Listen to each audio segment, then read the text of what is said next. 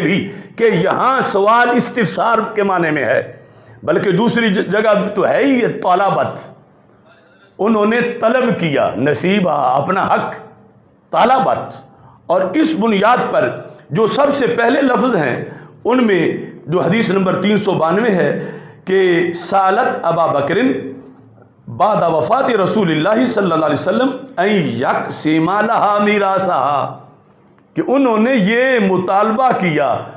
کہ جو وراثت ہے رسول پاک صلی اللہ علیہ وسلم کی وہ تقسیم کرو. اب مسئلہ نہیں پوچھا، پھر ہونا چاہیے تھا ان، اور ان این والا، یہ ان مصدریہ ہے، این یقسما کہ تقسیم کریں، جس کا یعنی مصدری معنی ہوگا کہ انہوں نے تقسیم کا مطالبہ کیا، تقسیم کا، کہ رسول پاک صلی اللہ علیہ وسلم کا جو ترکہ ہے اس کو تقسیم کرو. یہ مطالبہ کیا کہ میرا دعویٰ ہے کہ ترکہ بنتا ہے اور اس میں وراثت جو ہے وہ چلے گی. ایسے ہی جب اس حدیث شریف کے لحاظ سے تشریح کی گئی ائمہ نے، مثلا عمدۃ القاری شرح بخاری کے اندر جب اس کی وضاحت وہ کرتے ہیں صفحہ نمبر 422 پر، حدیث نمبر 3092 اس کی، تو لکھا ہے کہ حدیث کے لفظ سالت ابا بکر الصدیق رضی اللہ تعالی عنہما، کہ سیدہ فاطمہ انہوں نے سوال کیا. اب اس سوال کا کیا معنی ہے؟ قال ایاز، قاضی ایاز کہتے ہیں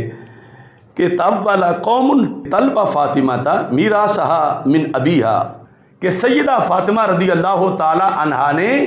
اپنی وراثت جو اپنے ابا جی سے ان کے بقول ان کا حق تھا وہ اپنی وراثت مانگ رہی تھیں. وہ کوئی سوال اس معنی میں کہ استفسار کرنا ہو اس لیے نہیں وہ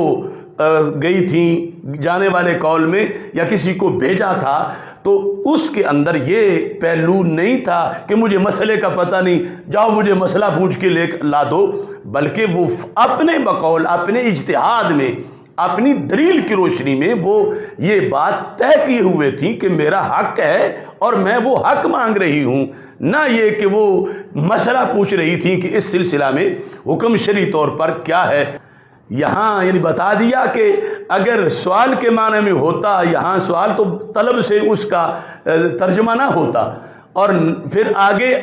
ان لایا جاتا میراث طلب کی. حضرت شیخ عبدالحق محدث دہلوی رحمۃ اللہ علیہ نے اشیاۃ اللمعات کے اندر جب اسی حدیث کا ترجمہ فارسی میں کیا تو آپ نے یہاں پر فارسی کے اندر یہ الفاظ بولے، کہتے ہیں کہ این حدیث را ابو بکر صدیق رضی اللہ تعالی عنہ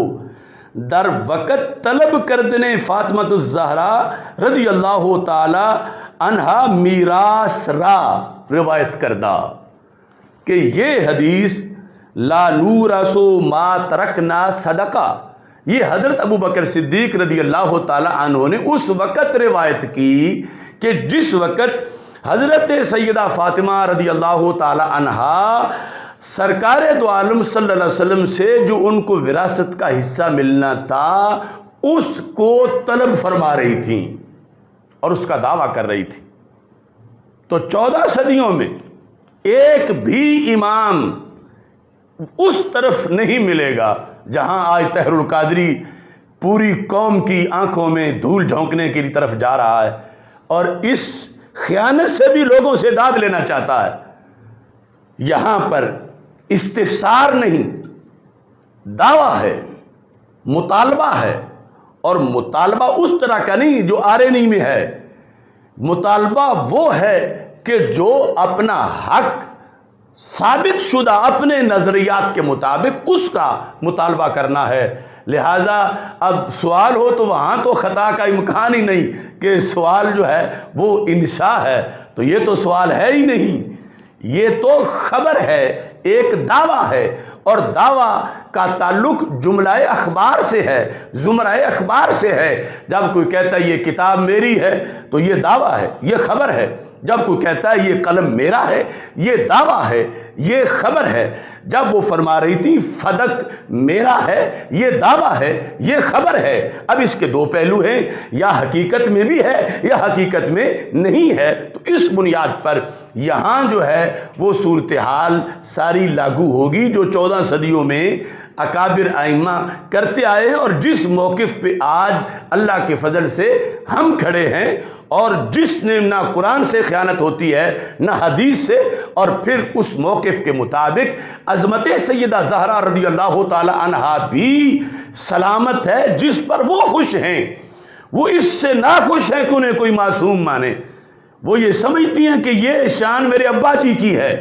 اور مجھے جو یہ کہہ کر میرے ابا جی کے ہم پلہ یا من وجہ بڑھانا چاہتا ہے وہ نبوت کی توہین کر رہا ہے۔ تو اس بنیاد پر حضرت سیدہ فاطمہ رضی اللہ تعالی عنہا کی رضا اور خود رسول اکرم نور مجسم شفیع معظم صلی اللہ علیہ وسلم کا جو حکم ہے، اور جس میں صداقت صدیق اکبر رضی اللہ تعالیٰ عنہ کی حفاظت ہے، جس میں پورے قرآن کی حفاظت ہے کہ اگر حضرت صدیق اکبر رضی اللہ تعالیٰ عنہ معاذ اللہ ظالم ہیں تو پھر ان کا جمع کیا ہوا قرآن کیسے مستند ہو سکتا ہے؟ تو اس بنیاد پر یہ وہ 14 صدیوں کے اندر اہل سنت کا نظریہ ہے کہ جہاں ذرہ بھر بھی کسی لحاظ سے بھی آنچ نہیں آتی، اور پورے کا پورا دین اللہ کے فضل سے محفوظ رہتا ہے۔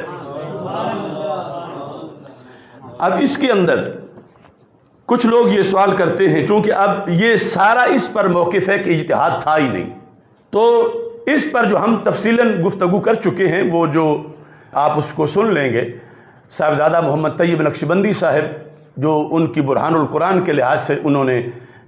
رجوع کیا اور یو ٹرن لیا، اور جو گفتگو کی اس پر میں نے 3 گھنٹے پھر گفتگو کی ہے جو آپ سن لیں گے، کہ اجتہاد ہے اصول کے مطابق ہے، جو اصول فقہ، اصول کلام، اصول قرآن یعنی علم قرآن کے جو تفسیر کے اصول ہیں سب کے مطابق اجتہاد ہے، اور سیدہ طیبہ رضی اللہ تعالیٰ عنہ مجتہدہ تھیں اور مجتہدہ ہیں، اور حضرت صدیق اکبر رضی اللہ تعالیٰ عنہ بھی مجتہد ہیں، اور یہ اختلاف اجتہادی تھا۔ اور کیا کرے بندہ ان کی سوچ کو کہ جو نقص والی چیز ہے وہ مان رہے ہیں، اور جو فضیلت والی ہے وہ نہیں مان رہے۔ یعنی طاہر القادری کا جو ہم نے حوالہ پیش کر دیا تو وہ خطا فی الفام مان رہا ہے کہ ان سے غلط فہمی ہوئی، تو غلط فہمی تو کوئی کمال نہیں، غلط فہمی پہ تو کوئی ثواب نہیں، غلط فہمی کے لیے تو کوئی میرٹ نہیں کہ اتنا پڑھے تو پھر غلط فہمی کر سکتا ہے، وہ تو بچہ بھی کرتا ہے، وہ تو عام بندہ بھی کرتا ہے، مگر خطا فی الاجتہاد مجتہد ہی کرتا ہے، اور غلط فہمی عیب ہے، یعنی خطا فی الفہم عیب ہے، اور خطا فی الاجتہاد عیب نہیں، گناہ نہیں، بلکہ بخاری شریف میں رسول پاک صلی اللہ علیہ وسلم کا فرمان ہے اذا اجتہد فاخطأ فلہ اجر، یہ اجتہاد کے سٹیٹس کا اعزاز ہے، عام بندے کے لیے نہیں، کہ مجتہد نے جب اجتہاد کیا اور اس میں اس سے خطا ہو گئی یا اس نے خطا کر دی، جان بوجھ کے نہیں، دلائل میں پورا زور لگایا، مگر پھر بھی نتیجہ ظاہر ہے کہ ایک سائیڈ ہی درست ہونا ہے، دوسری سائیڈ پہ خطا ہونی ہے، تو اس سے خطا ہو گئی، تو رسول پاک صلی اللہ علیہ وسلم فرماتے ہیں وہ پھر بھی اس کی کوشش رائگاں نہیں گئی، دوسرا جو درست فیصلہ کرنے والا اس کے لیے 2 اجر ہیں، اور جس نے خطا کیا 1 اجر پھر بھی اس کا ہے۔ یعنی ہم اس موقف پر ہیں کہ جہاں سیدہ رضی اللہ تعالی عنہ کی طرف عیب کی نسبت نہیں، نقص کی نسبت نہیں، اور وہ چیز منسوب ہے جو مجتہد کے شایان شان ہے، اور وہ بھی عارضی طور پر اگلے لمحے یہ حدیث سنتے زائل ہو گئی، اور اس پر اجر و ثواب ہے۔